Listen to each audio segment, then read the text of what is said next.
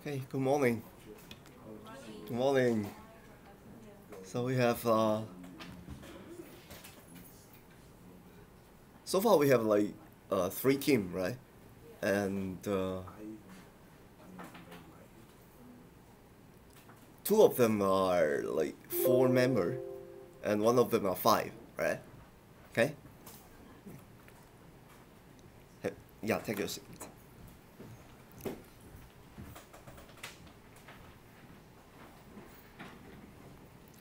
Do you see the broadcasting on your terminal in front of you?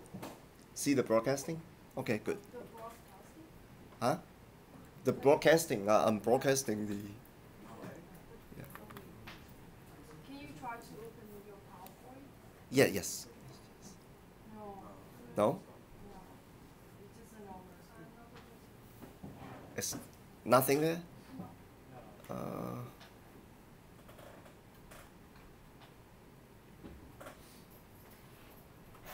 well, no. Maybe let me try it again. Okay.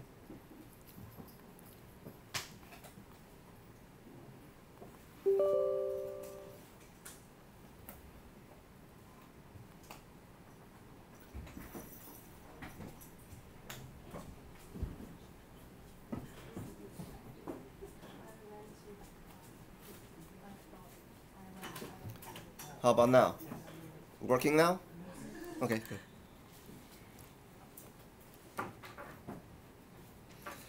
Okay, before we today we are going to going into Unit 5, right? Uh, we are going to introduce a package called dplyr, right? dplyr. Usually we uh, pronounce it as dplyr. Now this is the data frame manipulation package. Okay, we already have a lot of basic R function that can help us to do the data manipulation and data frame, right? In your homework assignment, you should have used a lot of not too many, right? Actually, uh, only by using a small number of basic R function, we can already like process the data and explore the data to get the information that we can extract from the data, right? But in business analytics, the data that we are going to encounter is like sometimes they are more complicated, and the task that we want to do with the data is more complicated. And when that happens, we will need a more powerful data manipulation tool, right? And that set of tool is package is uh, uh, uh, see the basic R is actually only have a few basic function like table, t apply, that type of thing. They are powerful, right? But in order to manipulate the large scale business data, we would need a more powerful tool, right? And that set of function was encapsulated in a package. We call it dplyr, right? So dplyr is one of the very, maybe the one of the most popular package in R, right? See, R has a lot of function by itself, right? But if we want to keep all of the functionality within the R basic R program, the R will become too heavy, right? It will become too big. So in order to like modularize, right? We want to keep the function modular, right? So when we need a set of function, we can like install the set of function and load the function into your R, right? So in this way, you can kind of like pull in the add-in function that you need on demand, right? Okay, and that is the way that we add that we have a lot of package, right? And from time to time, there will be a lot of new package. When there are some new algorithm, there are some new analytic tool, for example, like machine learning, like big data processing. things like artificial intelligence, there will be a lot of add-on package that you can add on to your R. So when you load the package, you will have a set of functions, a set of extra functions, I should say so. So you can do more thing in your R environment. Up to this point of time, there are about like 20,000 package in R, and the number is growing, right? So one way, the one advantage of learning R is you learn R once, right? But as the package grow, as the number of package grow, the capability of R is like expanding, and your data processing capability is growing with the community, right? Okay, so that's the way that we want to learn R. One of the main reasons that we want to learn R, right? Some other language, for example, like Python, like actually has a very similar mechanism, right? There's a basic Python, and you will need a lot of package, right? And when new technology are available, someone will build a new package, so you can like pull in the new technology into your R or your Python environment. In this way, you learn this language, and then once, and then your capability will grow as as time goes by, right? Okay, that's the way modern data science works. Okay, that's the way the modern data science works. Okay, so today we are going to introduce this dplyr manipulation package. But before that, let me ask that if you have any question that you want to discuss in last week's homework assignment. Anything you want to bring up? Yeah? Professor, I wonder, in real business cases, should we recite those codes that we apply in R, or just find it on the internet and to type it? Should we recite all of those codes or functions? Well, it will basically depends on what you want to do, right? Okay. This is a very good question. Well, actually, in today's environment, very seldom that you will like write your program from scratch. Right? You want to, you must have a purpose, right? Before you want to write a program, right? And most of the time, the purpose that you want to do already have some example in the internet, right? And hopefully I'll try to cover as much as I can, right? In my course, right? If in our course there is an example that fit your purpose, then you can directly like use our example as your base to develop your own code, right? If not, you can like search the internet, right? Basically use your purpose as keyword, right? And most of the time you will find some example program that you can start with, right? So you can download the program that first of all you run the program, right?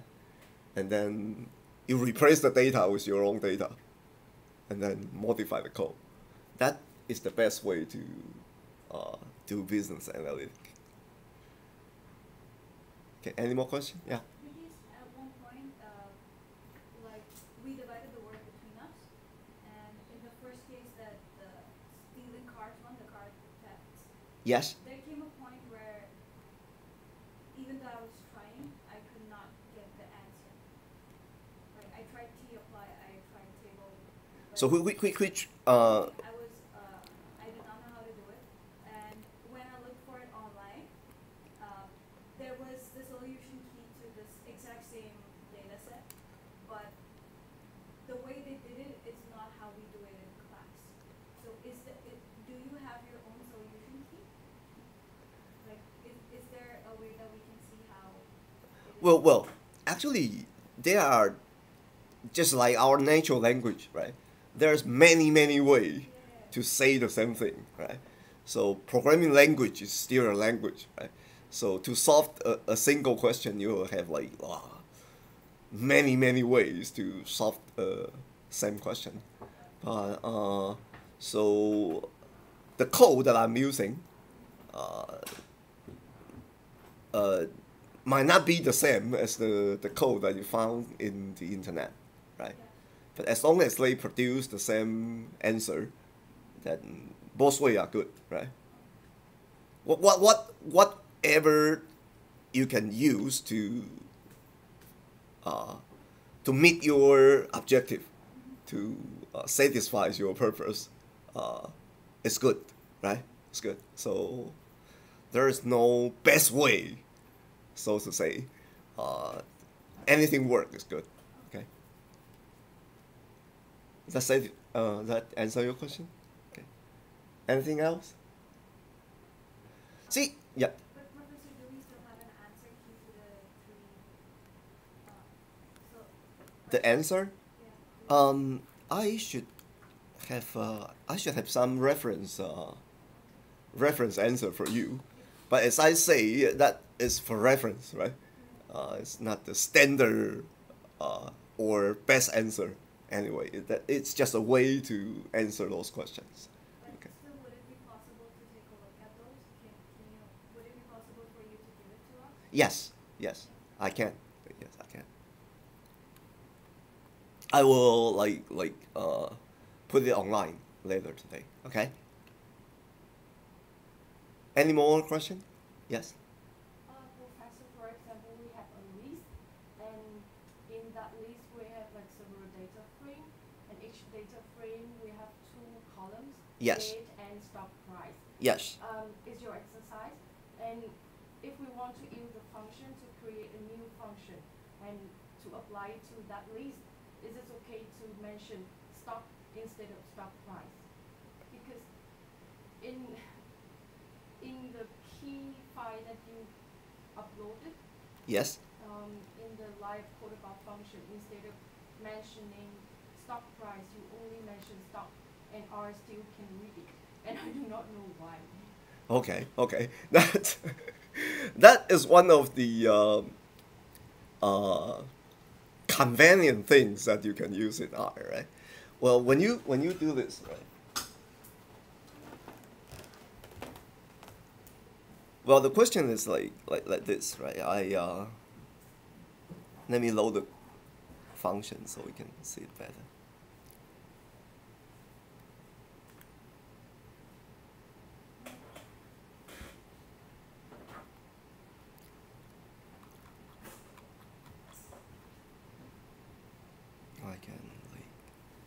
Here we have a list, right? A list of data frame, and so when I read in the data, I have only one data object, right? Capital L, and within this list, there are 5 data frame, right? And what you just mentioned is like if I'm talking about IBM and stock, right? If I want to use this column, right? I should say no. Let me make it bigger.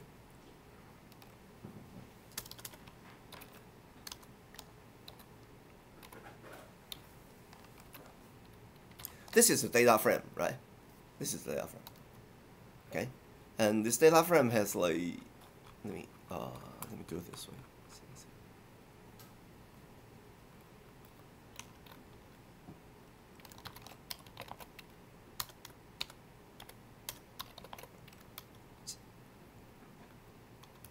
It's easier to read, right? There are 2 columns, right? Okay. So when I want to use this column, I can say. Usually, I should say stock price, right?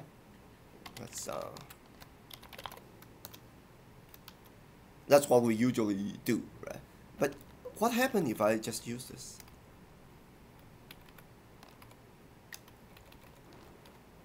See? That's what you say, right? Yeah. It will still work, right? Okay. So as long as when within the data frame, as long as you can as long as it can recognize, right? Because this data frame has only 2 columns, right? Okay, so by looking into this, the name that you supply, as long as you can uniquely identify a column, then you would like just pull that column out. So if we have another column named stock change, Then stock would not work. Right? Okay, so in this case, that if you are lazy, right, you can just like, it will still work. You see that? Okay, so R is kind of like a lazy language, right? So you try to, but you need to use this carefully, right? Okay, otherwise you will, if you have 2 columns that start with ST, then it would not work. Okay. Any more questions? Good. So far we have already do a lot of practice, right, with the basic R function. So today we want to use a package. It will make the manipulation of data frame easier and more intuitive. Okay. And today, if we have time, I will actually give you our a real real data set that we are going to use for our midterm, and also use in our final. Okay, so today the data I'm going to give you is the data from a retail store. Okay, a retail store transaction data. So it's very basic, the most commonly used business data, right? So I'll give you that data, and then you will use this data frame manipulation package to process the data. Okay, so that's the game plan today. Okay. Now let's go to Unit 5, right? And again, you need to you know how to do that, right? You go to Unit 5 and go to the Google Drive, and then download. As you can see that we have 2 zip files, right? Okay, download the zip file and then into your own drive.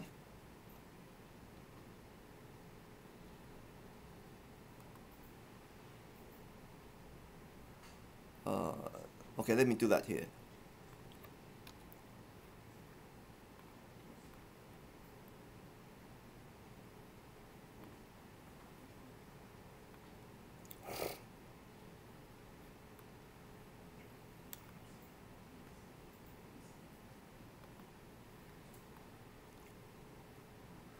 And also this one.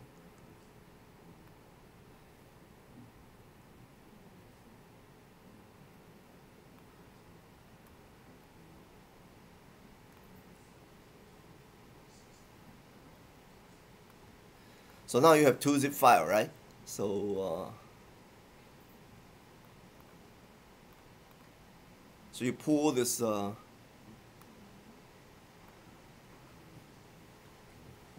the Tafang folder is actually our midterm and our final data, and then the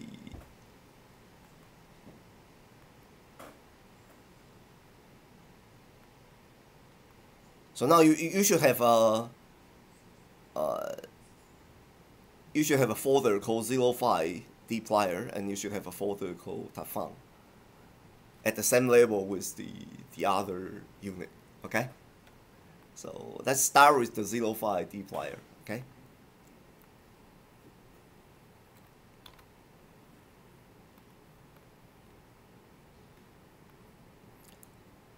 and again, when you go to the dplyr folder, you need to set it as working directory.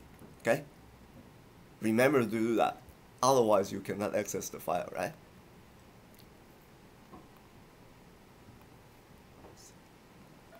See, when you switch job, usually you will like clean up your working environment, right? So it will make it easier to see. Now we are in Unit 5. We set it as a working directory, and let's go into like Unit 5A. And this is the code, and together with the code is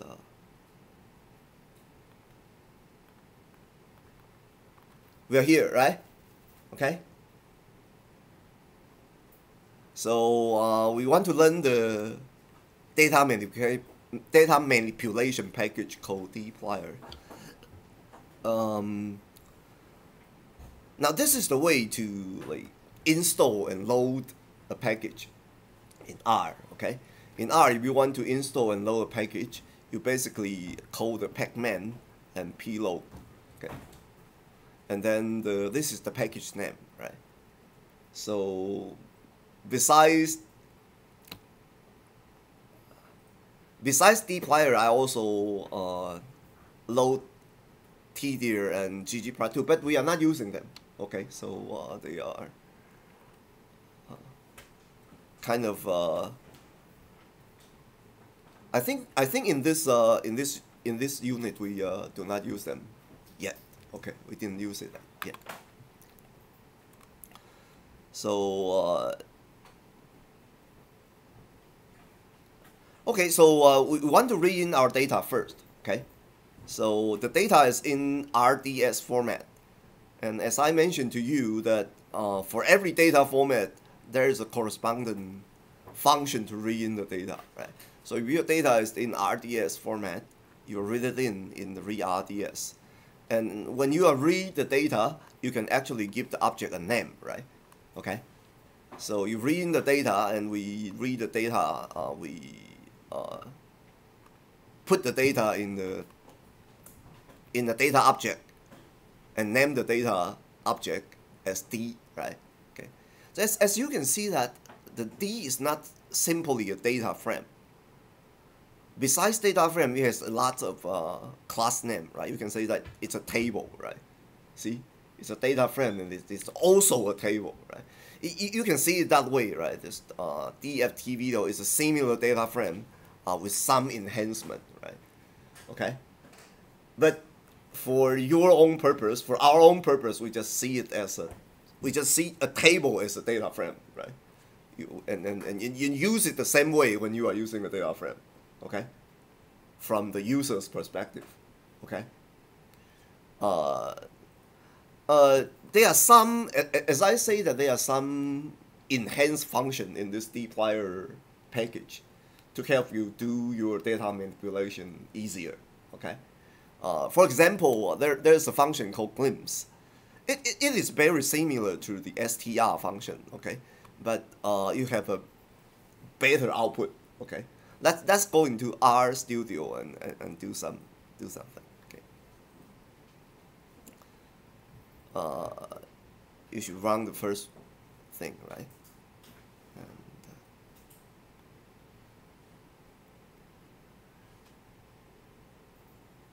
And then this one.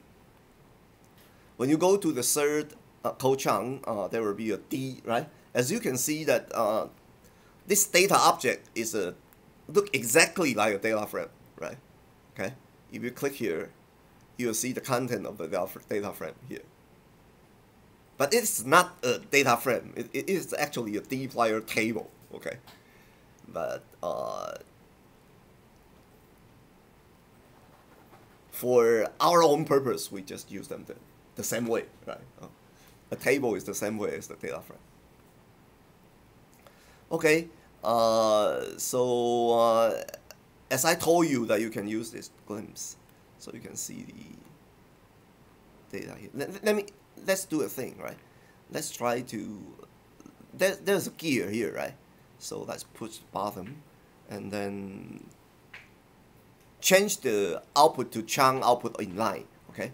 I mean, so far chunk output is console, so you actually draw the output here, right? So if I want the output to like just show below the code chunk, I would change to like chunk output inline, okay? And after I do that, the output will be like right under so I don't need the console, okay? It's easier, right? It's easier. So as you can see that this glimpse D is very similar. The output is very similar to the STR, right? But it basically just the information here, right? It tell you that they are 3138 row, 40 column, and this is the data, right? So what is this data?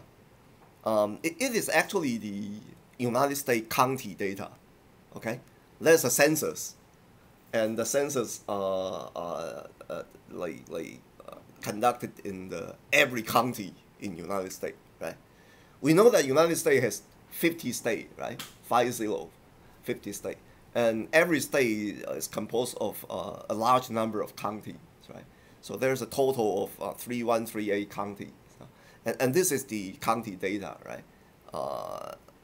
The census ID is just some sort of ID. The state name, the county name, right? The region, okay? Whether this county is the metro area. Some counties actually a metro area, some are not, right? So you can see that they are metro and non-metro population, right? And the man, woman, right? The number of men, number of women. I think this is the percentage of Hispanic, the percentage of white, black, native Asian. See? So this is just the information about the county. Okay? They are something like income. I think this is the average income, right? And this is the standard error of income, right? The average and the standard deviation of income. And this is the income per cap, right? Poverty, child poverty, that type of thing. We are not using all of the columns, so these are few column, but every column is actually a characteristic of one specific county, right? So in this data set, what is our unit of analysis? What is the subject that we want to analyze?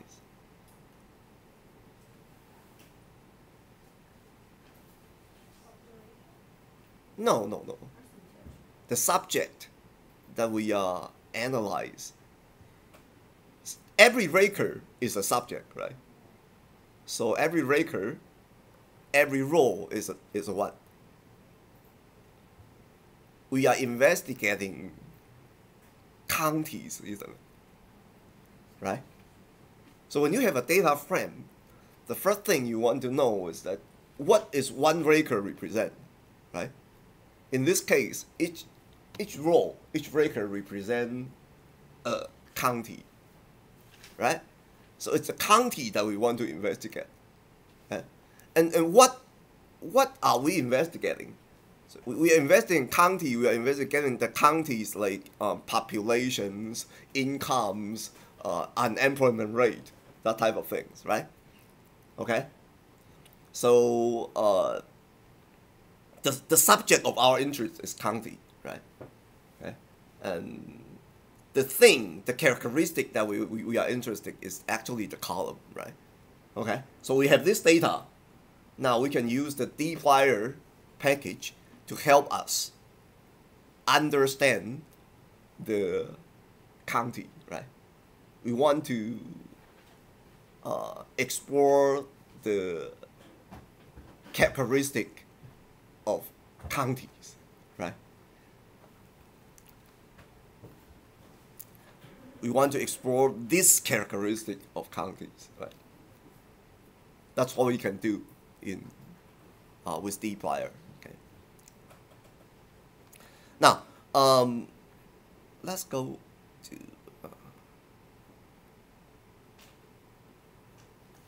here. Okay. So the next function in dplyr is called select. Now, select is to select column. Okay. See, as you can see that I can pipe D into a select. And if I want to select just 1, 2, 3, 4, if I select 4 column, I simply type the column name here, okay? Okay, so I can select the column. So it's actually very easy, right? To select the column. So after you select, you will see it will become a table, okay? Because D is a table by itself. But D actually have 40 column, right? Now I only want to select the 4 out of the 40 columns, so I pipe it into a select. See? Okay, so the result is the 4 column type table. Okay, and the number of columns is the same, right? Okay, so and because we are doing this, right, this is the expression, right? A pipe is an expression. So the output, the outcome of the pipe was printed out, right? Okay, if you do it this way, the outcome is just print out directly. If you want to keep this outcome to another object name, you need to do this, right? You need to assign the output of this pipe into another object name. Okay, if you do this, you will have one more data object called D1, and this D1 only have 4 columns, right? Let's see.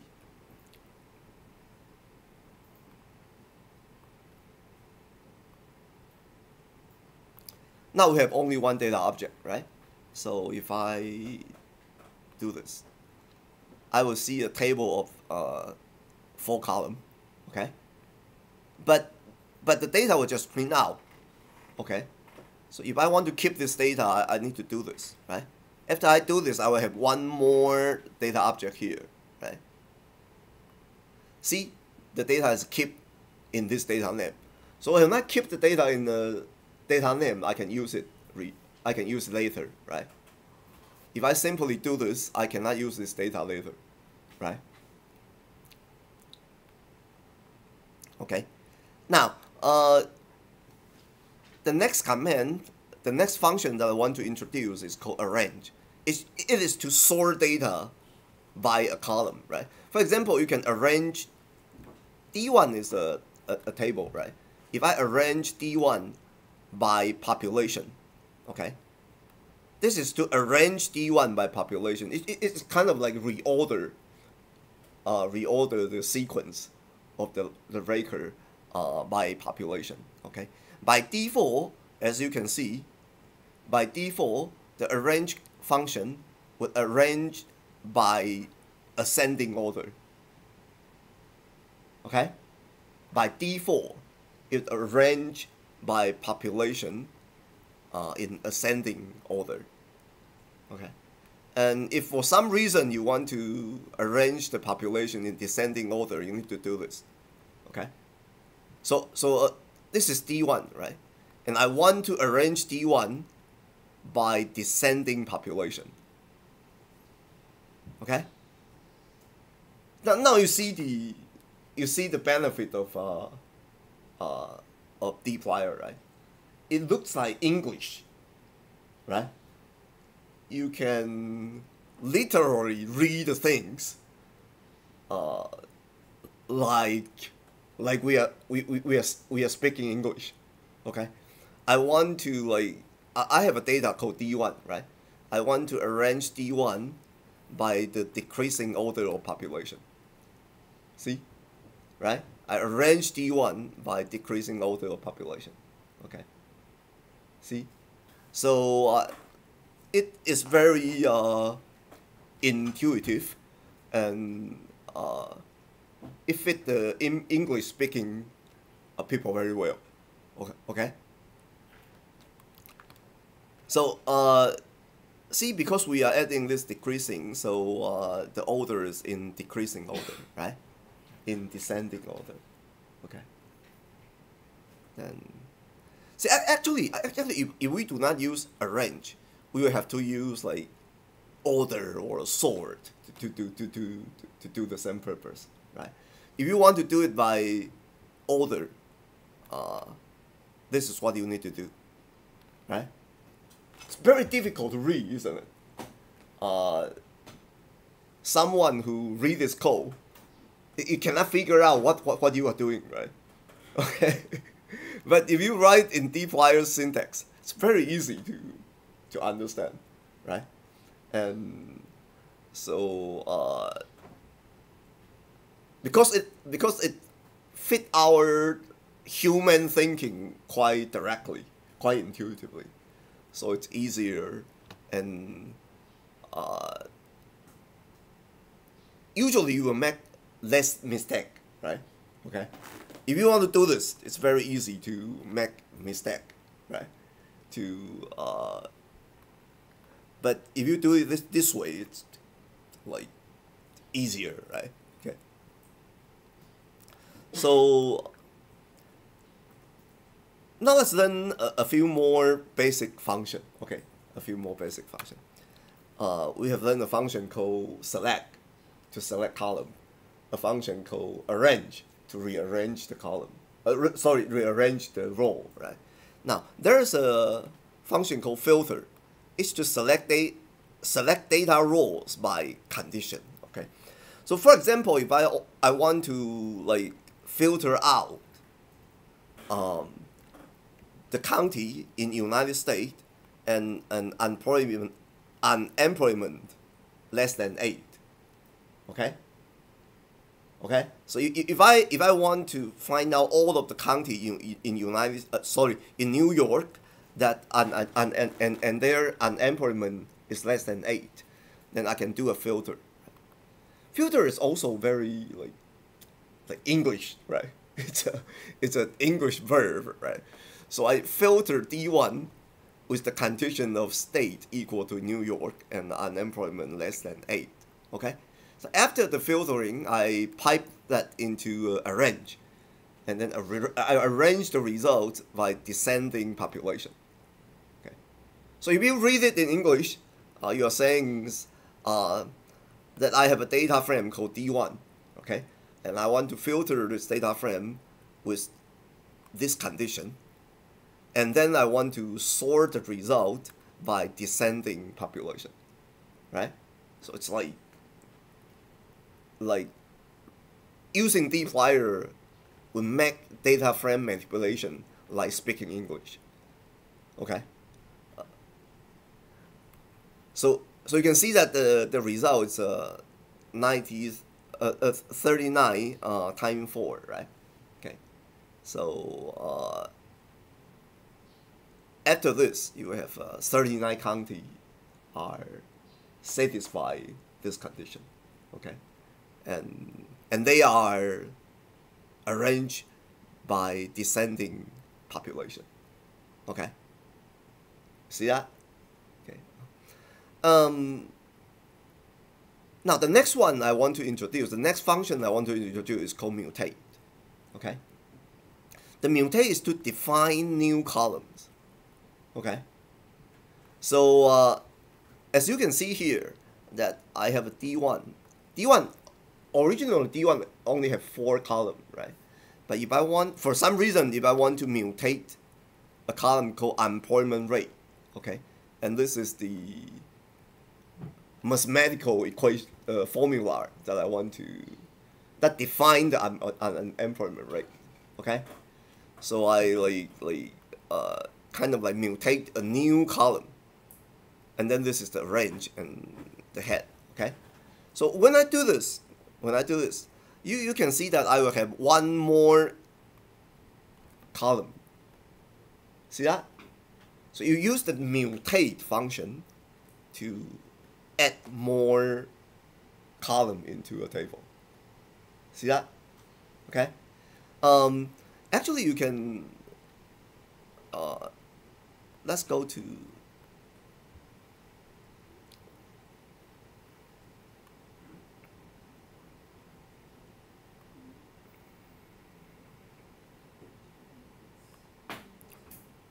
So you can see that if I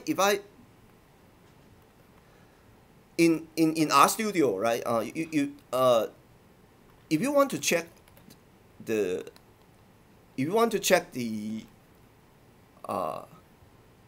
content of D1, you can select D1 and then use Control Enter, right?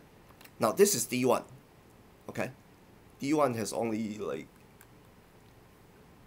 4 columns, right?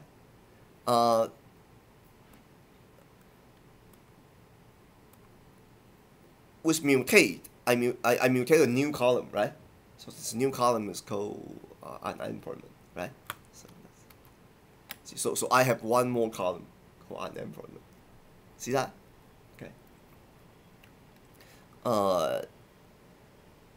Actually, you can mutate several columns at a time. Okay. See.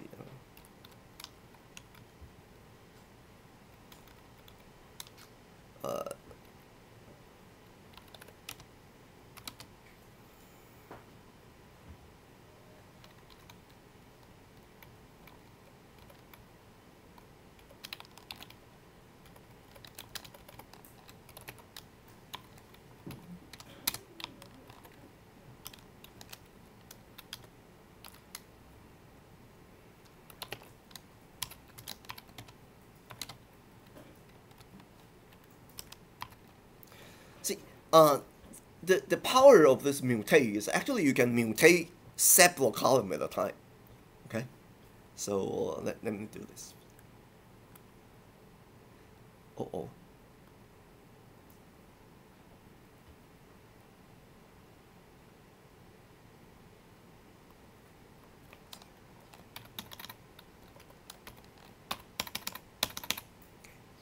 My bad. See? Right? So you can actually use the mutate and create, you can create new column by calculating the existing column, right? Okay? So you can, by calculating the existing column, you can create a set of new column, right? So, and all of the thing can like, if you write it in this way, it's very clear, right? It's clear that you want to like mutate a set of new columns within this D1 data frame, isn't it? Right? So it's kind of very powerful way to create new columns in the existing data frame. Okay? And if I only do this, I already have the schema already, right? So if I run the entire thing to the end, you'll see that. Okay?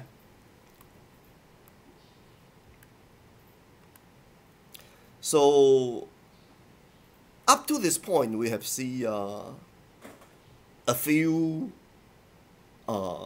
functions within dplyr, right? So if we go to our PowerPoint, you can see that we have a function called select to help us like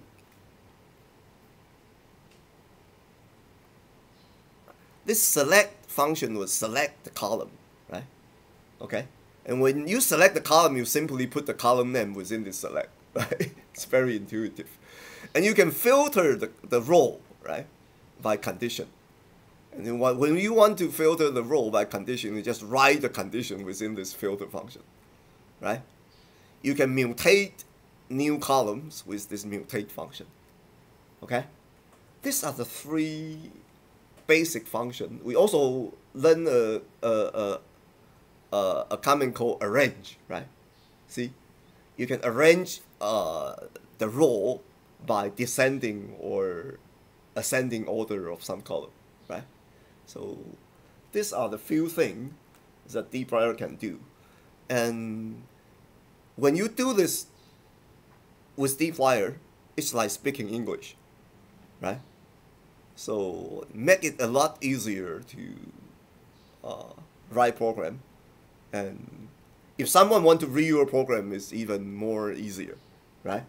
If someone want to follow your program and you write your program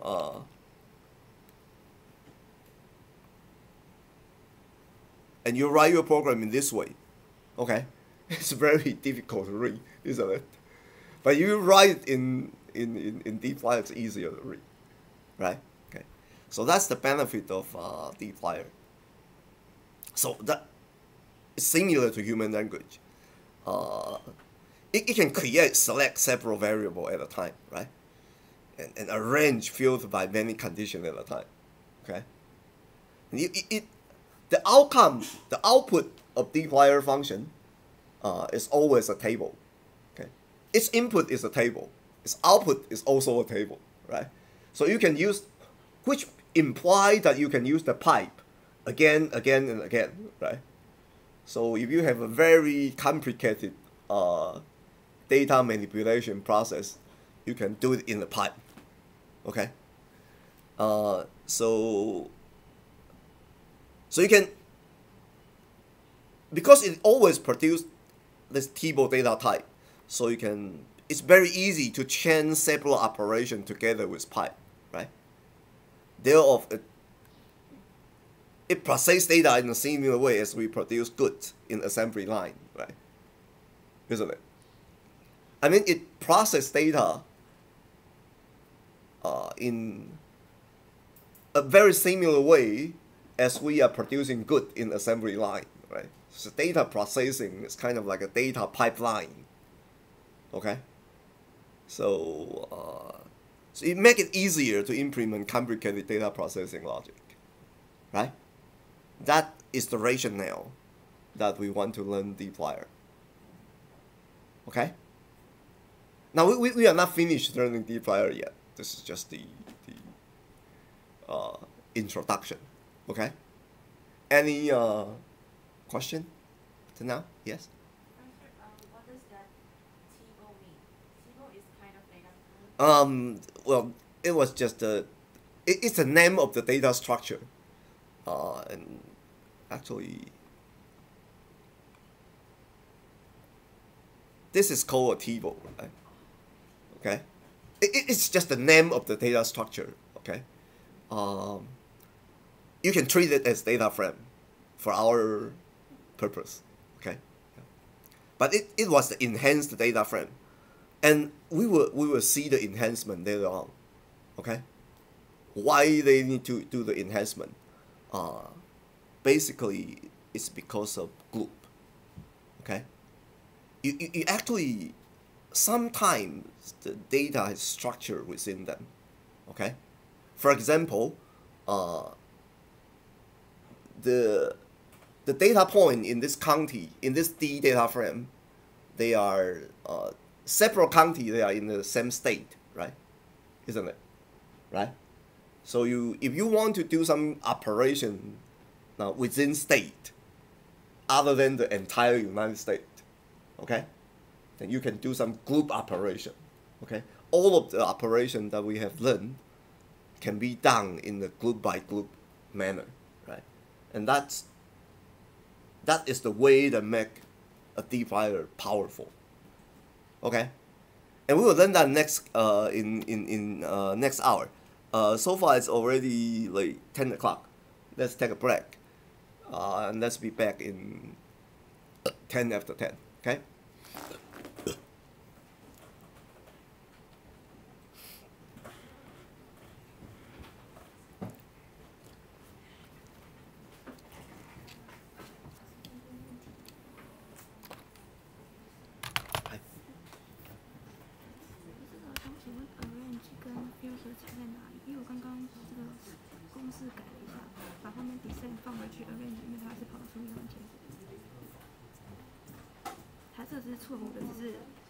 No， 你不能这样做，因为 filter 要做的是说要